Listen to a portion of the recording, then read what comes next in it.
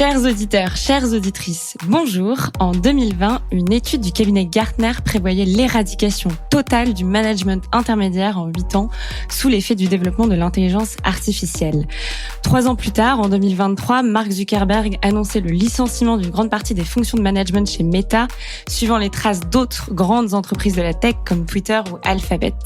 Car c'est un fait, l'IA charrie une grande promesse d'efficacité, que ce soit grâce à la rationalisation des coûts, l'amélioration des process ou une prise en charge des tâches les plus chronophages. Mais face à cette optimisation sans précédent, que reste-t-il de toutes les relations sociales qui font le sel du travail ? L'empathie, la communication, la résolution des conflits, l'esprit d'équipe. Comment l'IA vient-elle bouleverser les relations interpersonnelles et le management ? Et comment bien faire la part des choses entre augmentation de la productivité d'une part et préservation du rapport humain d'autre part ? À mes côtés pour répondre à ces questions, Bénédicte Ledelay, vous êtes directrice générale de Défense Mobilité, l'agence de reconversion de la défense chargée de la transition professionnelle des militaires dans la vie civile. Bonjour. Bonjour à tous. Giada Pistilli, vous êtes chercheuse en philosophie, spécialiste de l'éthique des IA conversationnelles et responsable de l'éthique chez Hugging Face. Bonjour. Bonjour. Et Simon Borel, vous êtes sociologue et responsable innovation au sein de Matrice. Bonjour. Bonjour à tous les trois et bienvenue dans Laboria, le podcast qui explore les impacts de l'IA sur le travail. Alors, pour commencer, Giada, Simon, Bénédicte, ce qui m'intéresse, c'est que vous représentez à vous trois terrains et 3 domaines d'études assez complémentaires. Et donc, je voulais savoir comment, à chacune de vos échelles, vous appréhendez les relations sociales, le management et comment l'IA vient s'intriquer dans toutes ces questions-là. Giada, peut-être pour commencer. En effet, c'est un nouvel outil, je dirais, qui va vraiment transformer les relations au travail et pas que au travail. Quand on réfléchit d'un point de vue un peu plus éthique ou si on veut dire philosophique sur la question des relations sociales ou de management au travail, on ne peut pas oublier la question par exemple de la hiérarchie au travail ou les relations en effet interpersonnelles. On l'a vu aussi au vu de la période de télétravail imposée lors du Covid, que rencontrer ses collègues, la pause café, tous ces moments-là sont toujours très importants, même pour la productivité même au sein du travail. Donc c'est vrai que, comme déjà mentionné dans l'introduction, l'IA peut être quelque chose qui va peut-être augmenter dans un certain sens les compétences des travailleurs et travailleuses au sein d'un milieu de travail sur des tâches particulières. Mais si je parle d'un point de vue d'IA conversationnelle, c'est vrai que ça risque d'aller changer complètement les relations interpersonnelles qu'il peut avoir, parce que si un outil d'IA va être perçu comme un nouveau collègue ou une nouvelle collègue, il y a pas mal de questions qui se posent, comme par exemple comment l'intégrer, comment faire en sorte que il n'y ait pas une compétition, parce qu'on sait très bien que si on se met à avoir une compétition avec une machine, on va forcément perdre parce qu'elle va être plus efficace. Donc, il y a plein de questions qui se posent. Et donc, je pense qu'on peut réfléchir à plusieurs échelles. Et donc, de là, l'importance aussi du management qui sache avoir un peu cette bienveillance, j'ai envie de dire, d'introduire ces genres d'outils au sein d'un milieu du travail. Le regard d'une philosophe. Et concernant la sociologie, Simon, quel est votre regard, vous plutôt donc de sociologue, sur ces questions de management et relations sociales ? Alors sur le management et les relations sociales, ce qui est intéressant, c'est de voir comment est-ce que l'IA vient percuter un peu la fonction managériale dans l'entreprise. C'est-à-dire qu'en effet, on peut voir que ça peut augmenter la productivité des managers en supprimant certaines tâches inutiles et chronophages, notamment des tâches administratives ou de gestion. Ça peut aussi augmenter les compétences du manager en termes de gestion de projet, d'aide au recrutement, d'anticipation aussi de l'engagement ou du désengagement parfois des équipes de travail. Mais ça peut aussi poser des questions de reconfiguration du rôle du manager, parce qu'effectivement, les IA et peut-être même encore plus les IA génératives jouent de plus en plus un rôle de planification, d'organisation, de coordination et de contrôle de l'activité de travail qui vient empiéter potentiellement sur la place et le métier de manager. Et donc là, ça pose des questions de recomposition des relations sociales et des rôles professionnels, à qui est attribuée telle tâche, qui est en capacité d'eux dans l'entreprise. Ça peut aussi impacter les relations de pouvoir dans l'entreprise, qui décide de quoi, qui est responsable de quoi. Et ça peut aussi même venir bouleverser la hiérarchie des connaissances et des compétences, là où le manager pouvait être en position de sachant, il peut perdre un peu ce monopole avec l'utilisation de l'IA. Et du coup, en effet, ça a un impact aussi sur les relations sociales, avec l'apparition non seulement du coup de relations humain-machine et de voir quelle est leur singularité par rapport aux relations humain à humain. Et évidemment, ça peut avoir un rôle de transformation de la nature des relations entre humains à travers l'intelligence artificielle. Bénédicte, peut-être pour avoir votre vision des choses. Alors peut-être quand on est manager ou quand on dirige une activité, l'IA évidemment c'est une solution, c'est un outil alors auquel on pense même peut-être pas forcément en premier. On a d'abord un sujet de production d'un service, de production d'un bien, de production d'un service public, dans le cas qui est le nôtre. Et là le management c'est ce qui organise le travail, qui fixe les priorités, le rythme, les interactions effectivement hiérarchiques entre les personnes. Et donc là, l'IA intervient comme un élément qui interroge les améliorations que l'on peut trouver à la façon dont on travaille ensemble et qui finalement fait sourdre des questions qu'on ne s'était pas forcément posées avant sur qu'est-ce qu'on fait, est-ce qu'on pourrait le faire autrement et quelles sont les interactions entre les personnes, avec une question qui parfois est un peu naïve, qui est est-ce que ceux qui savent dans l'ancien modèle doivent être ceux qui décident dans le nouveau modèle avec le nouvel outil, ou est-ce qu'à contrario, on considère que un homme vaut une voix et donc qui est aussi un postulat, on va tous mettre à plat et on va se dire qu'est-ce qu'on a envie de faire et comment on va le travailler.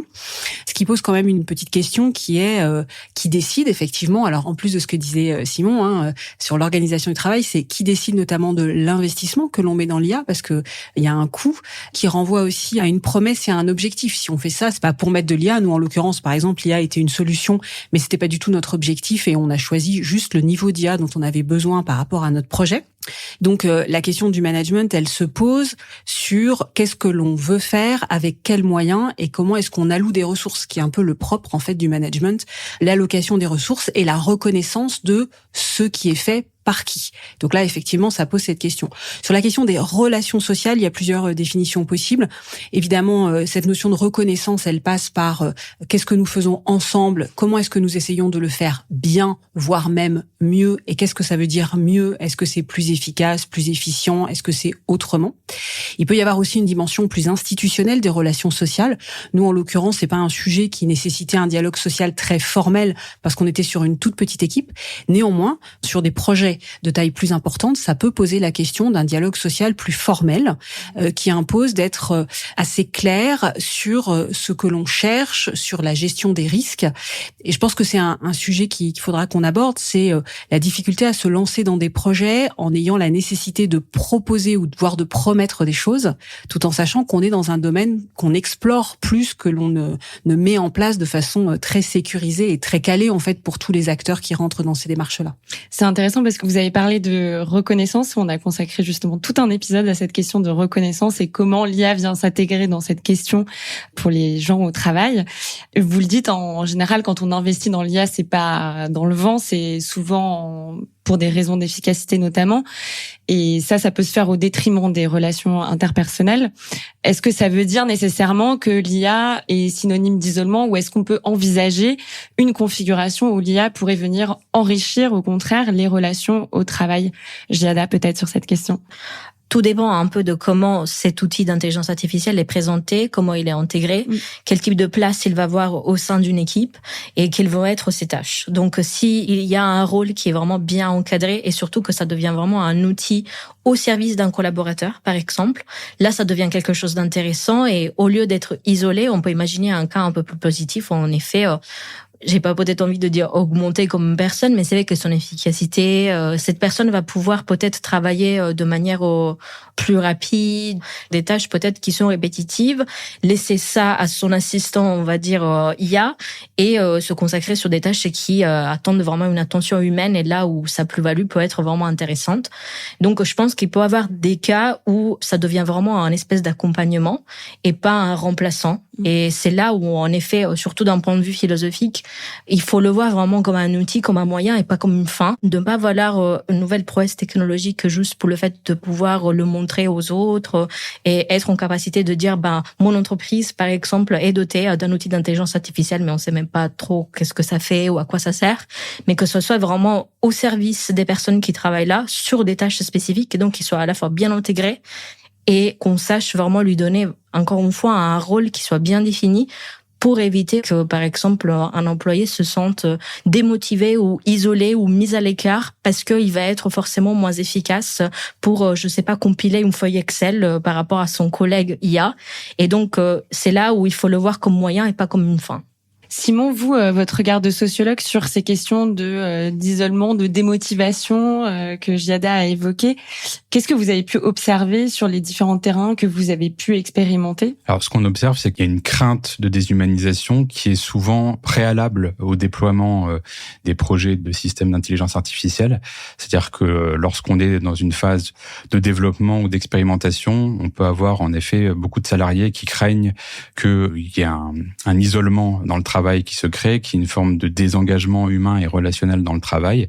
Je pense au cas Air France qu'on a étudié avec un système d'IA de détection de défauts moteurs qui concernait des techniciens et qui travaillent souvent en binôme humain et qui avaient très peur en effet du remplacement d'un des membres humains du binôme par l'IA et que du coup le technicien se retrouve totalement isolé dans sa pratique de travail, qui est nuisible non seulement du point de vue de la sociabilité, mais même du point de vue du travail lui-même, avec un manque d'échange sur le retour d'expérience dans notamment l'analyse de l'IA qui doit appeler aussi une expertise humaine. En l'occurrence, ce qu'on voit, c'est que plus il y a eu une intégration en amont des travailleurs au projet de développement des systèmes d'IA, plus cette crainte de déshumanisation tend à s'amoindrir.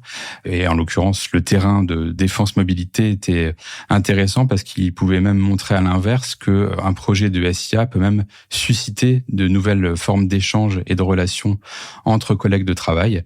L'équipe qui était la plus engagée donc dans le projet d'IA de détection des anomalies administratives était ensuite des formatrices ou des formateurs pour leurs collègues, avec des échanges d'informations, des échanges de bons procédés, échanger sur les difficultés, les problématiques rencontrées dans le travail. Donc en l'occurrence, là où auparavant le travail était beaucoup plus fragmenté et divisé et chacun était un peu dans son coin, donc ça a créé en réalité des échanges sur le travail à partir du moment où le travail concret est mis au centre, plus que le travail abstrait ou prescrit qu'on s'imagine. Et c'est là où on rejoint effectivement la question des moyens et des finalités qu'évoquait Giada. C'est intéressant parce que vous, du coup, Bénédicte, vous avez donc implémenté concrètement un système d'IA au sein de vos équipes. C'est ce que rappelait Simon tout à l'heure, puisque ça a été un terrain d'investigation du Laboria. Comment ça s'est passé ? Est-ce qu'il y a eu cette intégration en amont des équipes ? Est-ce que vous pouvez nous raconter la genèse de ce projet ? Comment ont été intégrées les équipes à cette décision ? Alors, c'est un projet qui s'inscrit dans un projet plus général de transformation numérique de l'agence et qui a concerné une équipe particulière qui s'occupe de la vérification des droits chômage, puisque le chômage des militaires, parce que c'est un statut particulier, a un mode de calcul spécifique qui est imputé après au ministère.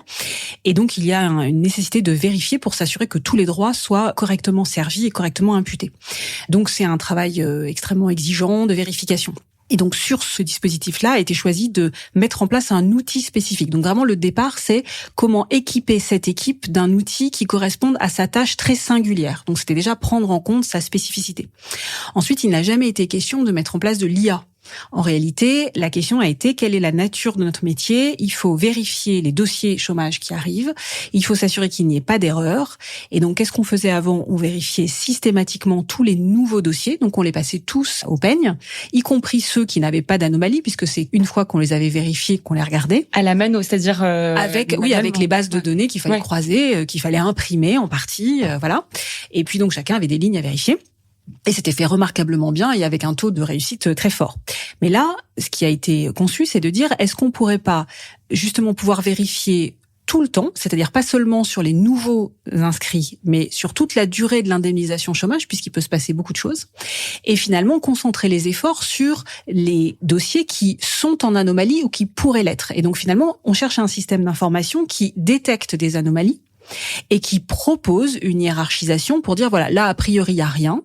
Là, a priori, il y a quelque chose. Et donc, maintenant, à l'expert d'aller investiguer pour aller chercher l'anomalie. Donc, c'est un outil qui a été fait à partir de l'expression des besoins des équipes, en disant voilà ce que l'on fait, voilà ce qu'il faudrait qu'on puisse avoir en un temps et en un lieu sur le même outil plutôt que de l'avoir partout, qui va permettre de travailler de la même façon, de voir de bout en bout ce que l'on fait, et donc de faire ce premier tri, et donc de se dire je vais passer moins de temps à vérifier un dossier.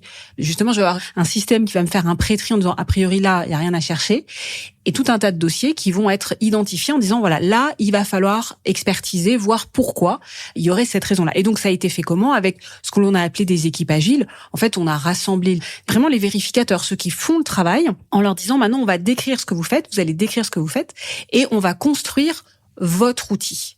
Donc c'est pour ça que j'insiste là-dessus. Ça a été fait de manière assez collégiale finalement. Complètement collégiale. C'était même quand on disait un homme, une voix, y compris l'encadrement était très soucieux de dire voilà, on construisait notre outil et donc les utilisateurs de tous les jours sont ceux qui ont l'expertise pour savoir ce dont ils ont besoin.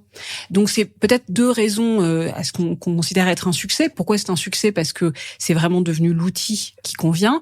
On arrive à traiter l'intégralité des dossiers qui sont vraiment très nombreux au lieu de rentrer donc juste ceux qui sont en début de phase. Les collaborateurs considèrent qu'ils ont justement une vision plus générale de l'intégralité de leur activité. Il y a plus ce côté je détecte, mais au contraire je vais creuser des dossiers qui ont été identifiés comme à forte valeur ajoutée, j'allais dire à creuser. Et peut-être une autre condition qui était que comme c'était un projet icebreaker, disruptif pour le ministère, on a eu vraiment un soutien très fort pour pouvoir le mettre en place. Avec aussi un enjeu qui était de dire il faut qu'on puisse à terme, et ça c'est un enjeu plus général, rendre la donnée plus intelligente. Donc passer plus de temps ensuite à pouvoir utiliser cette information pour pouvoir avoir des données décisionnelles, qui est aussi un des gros enjeux pour nous. Simon, ça a été quoi votre regard de sociologue sur ce terrain de défense mobilité que Bénédicte vient de nous exposer?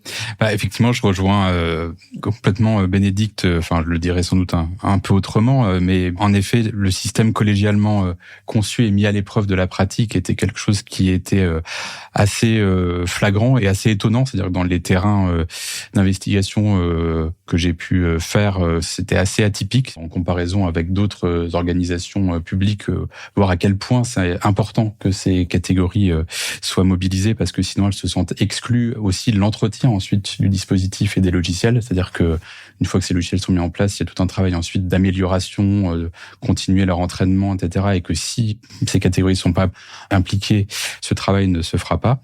Ensuite, il y a ce changement un peu des rôles professionnels dans le travail qu'on a pu constater avec le fait que maintenant les agents ont un suivi longitudinal des dossiers, là où auparavant il y avait une division du travail très segmentante entre les agents chargés de la vérification et ceux chargés du suivi des dossiers.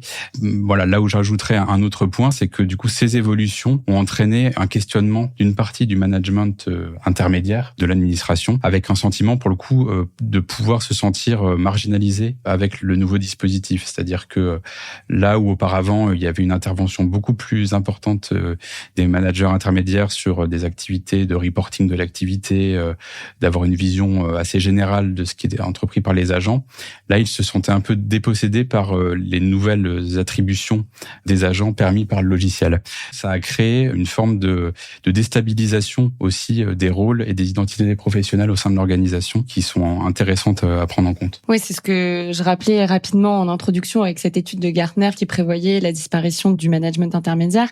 Mais c'est intéressant parce qu'on a d'un côté l'IA spécifique qui répond à un besoin métier précis, comme ça a été le cas pour Défense Mobilité, et de l'autre, l'IA générative avec des outils qu'on connaît tous comme ChatGPT. Et dans le cas de l'IA générative, on voit souvent se développer une approche un peu plus anarchique où des salariés se saisissent eux-mêmes de ces technologies sans forcément en informer leur hiérarchie. Ça donne le cas de salariés qui vont poser des questions sans nécessairement y réfléchir à ChatGPT et sans se poser la question de la confidentialité des données. Comment est-ce qu'on peut appréhender cette épineuse question de la confidentialité, Giada? Je pense que ça, c'est un cas assez vertueux de savoir comment intégrer en effet un outil d'IA qui part du management, mais qui en même temps implique aussi les personnes qui vont finalement demain utiliser vraiment l'outil au quotidien. Quand c'est quelque chose d'imposé, on va dire, soit en effet ça peut être mal perçu, ça peut être mal utilisé. Il y a aussi toute une formation d'éducation, je dirais aussi, qu'il faut faire quand on introduit ce genre d'outil dans un workflow un peu classique d'un travail du quotidien, parce que d'un côté il faut démystifier, il faut comprendre quelles sont ses vraies compétences, quelle est sa vraie utilité. Donc quand on le fait de manière un peu anarchique, peut-être on a envie j'ai pas envie peut-être de tricher, mais de accélérer un peu le processus justement de mes tâches quotidiennes. Mais le risque, comme ça a été évoqué, c'est déjà un risque de confidentialité parce qu'on sait très bien que comment marche ChatGPT, en fait, ils vont utiliser ces mêmes informations pour entraîner derrière à travers un apprentissage par renforcement humain. Et donc, non seulement c'est une question un peu problématique d'un point de vue éthique, mais même d'un point de vue légal, malheureusement, parce que ce sont des informations confidentielles qui vont partir direct en Californie, en fait. Moi, de mon point de vue, je dirais plutôt que j'irai regarder d'où part ce besoin de cet employé d'aller utiliser ChatGPT derrière le dos de son manager et d'aller regarder qu'est-ce que je peux offrir. Et une des réponses que j'ai à donner, c'est d'en faire des outils propriétaires, soit en effet de se servir de ce qui existe déjà en open source.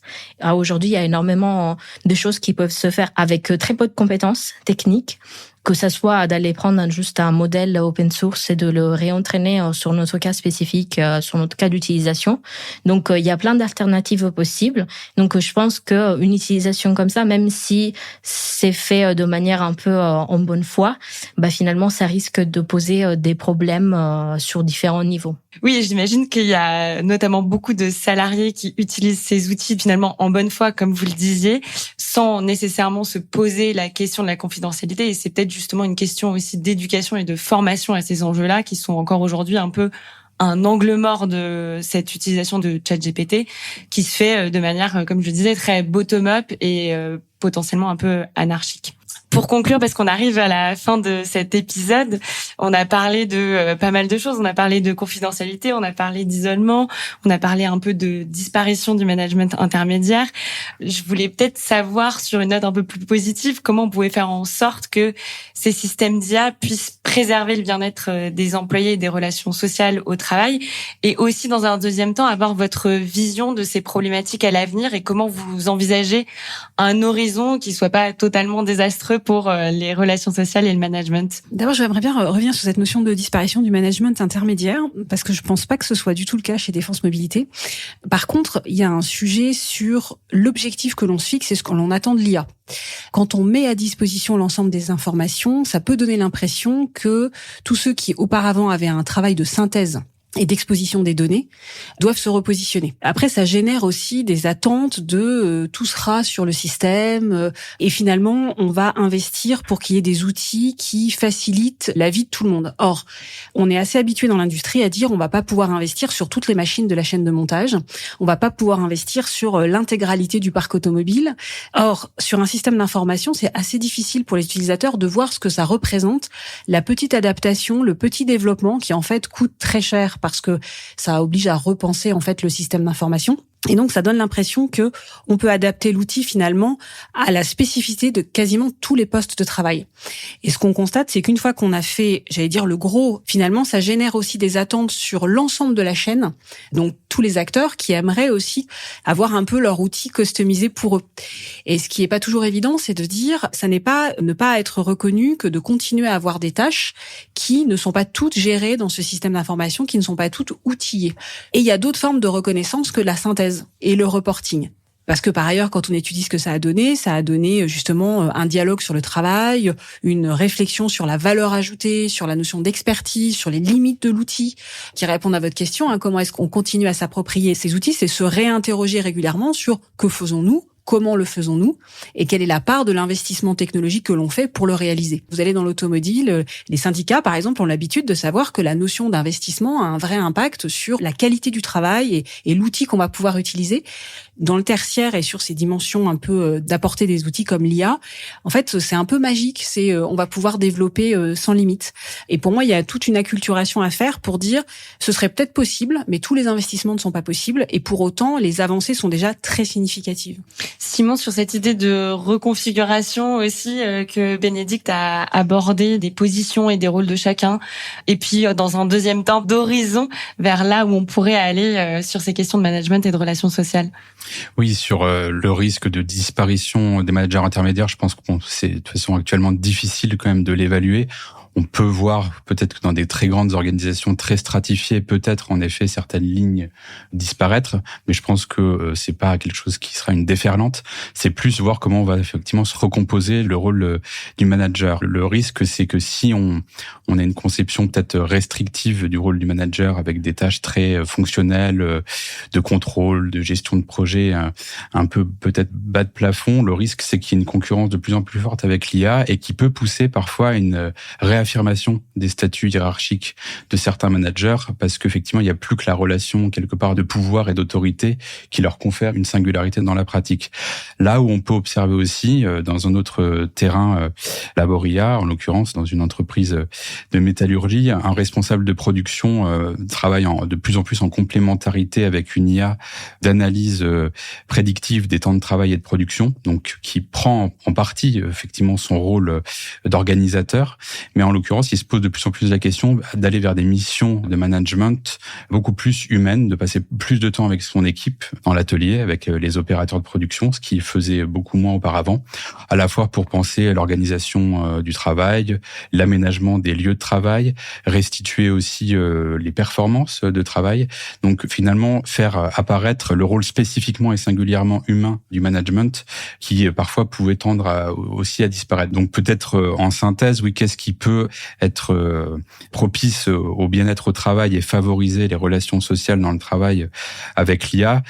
C'est un peu ce qu'on s'est dit quand même dans nos échanges, c'est-à-dire intégrer les systèmes d'IA à partir du travail réel, être dans une logique de co-conception en continu des SIA au maximum, c'est-à-dire non seulement au moment de leur développement, mais aussi tout au long de la vie à la fois de leur déploiement et après leur déploiement, considérer que ce sont des systèmes évolutifs et que, par conséquent, les problématiques de travail se posent également après, une fois que le SIA est déployé, et que les échanges autour de l'appropriation et des usages de l'IA doivent continuer en réalité dans le temps. Ils ne s'arrêtent pas au moment où on a déployé le SIA, et ça, je pense que c'est important et sans doute insuffisamment reconnu dans les organisations. Giada, pour conclure, est-ce que vous avez d'autres bonnes pratiques à nous énoncer comme celle que Simon vient de partager sur finalement une implémentation d'un système d'IA qui viendrait préserver le bien-être et la qualité des relations sociales au travail? Déjà, peut-être si je peux essayer de résumer ce qui a déjà été dit juste là, ce que j'entends aussi, je suis complètement d'accord, c'est que tout ne peut pas être automatisé au sein du travail. Et c'est important, en effet, que aussi les salariés comprennent ça et qu'ils le prennent pas comme quelque chose du on a donné un outil à ton collègue et pas à toi. C'est pas parce que ton travail a moins d'importance, mais peut-être parce que la composante humaine de ce que toi tu fais au travail est trop importante et même peut-être banalement se base pas sur des données. Parce que qui dit IA, souvent on oublie que c'est basé sur des données. Qui dit données dit statistiques. Et aussi, données, c'est au passé. Donc, c'est faire des prédictions basées sur le passé. Donc, c'est super important qu'il y ait toujours une composante humaine et que pas toutes les tâches soient automatisées. Donc, je pense que ce serait ça une des bonnes pratiques que j'ai à conseiller. Et aussi, le pari que je fais, c'est que, et ça, je le dis depuis vraiment longtemps, je pense que on est dans un moment un peu de création, surtout concernant la generative AI, donc l'IA générative. Mais mon pari, c'est de dire qu'on va aller de plus en plus dans des cas très spécialisés, spécifiques. Donc, je pense qu'on va aller plutôt vers ce qu'on appelle du narrow AI. Donc, c'est une IA vraiment spécialisée sur des tâches spécifiques, mais même un cas d'utilisation. Donc, pas généralisé comme ça peut être, par exemple, un ChatGPT aujourd'hui. Mais donc, qu'on va aller de plus en plus dans des modèles plus petits et pas juste dans un souci de comment est-ce qu'ils vont être utilisés, mais aussi parce que, comme on a évoqué, les outils d'IA ont un coût environnemental, énergétique, et donc on n'a pas envie à gérer des gros modèles d'IA dans le long terme. Et donc ça, en tout cas, c'est ce que j'envisage dans le futur et ce que je vois d'ici 5 ans, 10 ans. Sur ces belles prédictions, merci à tous les trois et à très bientôt pour un prochain épisode de Labor IA.